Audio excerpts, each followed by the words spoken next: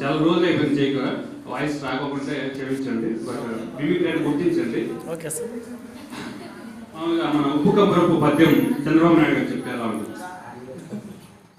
ఉప్పు కప్పురంబు తమ్ముళ్ళు, ఉప్పు కప్పురంబు ఒక్క పోయిన తమ్ముళ్ళు, చూడ చూడ రుచులు జలవేరా బాబు ముందు ఈ చంద్రబాబు వేరయ్య, విశ్వద విరామ తమ్ముళ్ళు, విశ్వద విరామ ఎన్టీఆర్ మా మామ.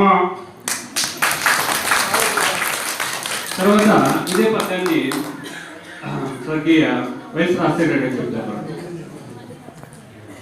అయ్యా ఉప్పు కప్పురంబు ఒక్క పోలిక నుండు, చూడ చూడ రుచులు జాడవేరా ఏబీసీలు ఎందు ఈ వైఎస్ లెటర్స్ వేరయ్యా, విశ్వనాభిరామ విశ్వనాభిరామ చంద్రబాబు అంతా డ్రామా. తర్వాత మన కృష్ణ గారి వాయిస్ జమలకి నుంచి తీసుకుంటారు.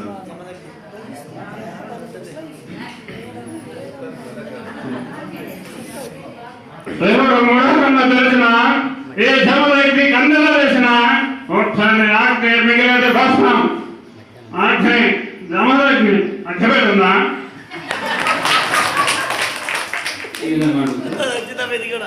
తర్వాత మన ఇంగ్లీష్ క్లాస్కి ఇక్కడికి చెప్పడానికి, అంటే ఇంగ్లీష్ ట్రైనింగ్ జరుగుతుంది కాబట్టి స్వర్గీయ మన ఎన్టీఆర్ గారు వస్తే ఎట్లా ఉంది?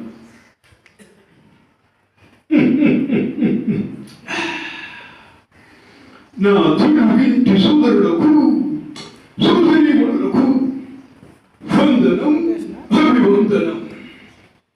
తెలుగులో పుట్టి తెలుగులో పెరిగి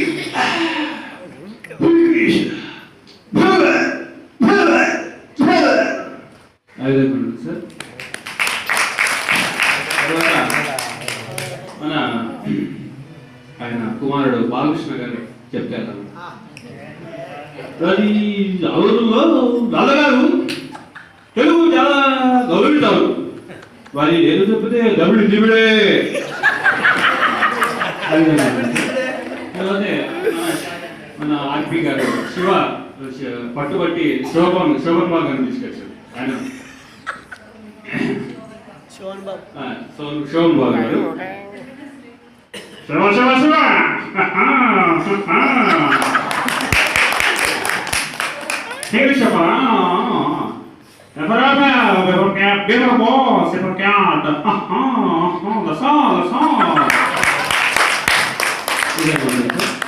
తర్వాత మన రాజశేఖర్ గారు చెప్తారు.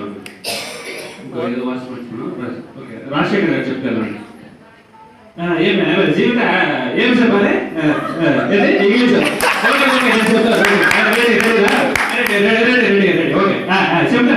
చెప్తాను రెడీ రెడీ.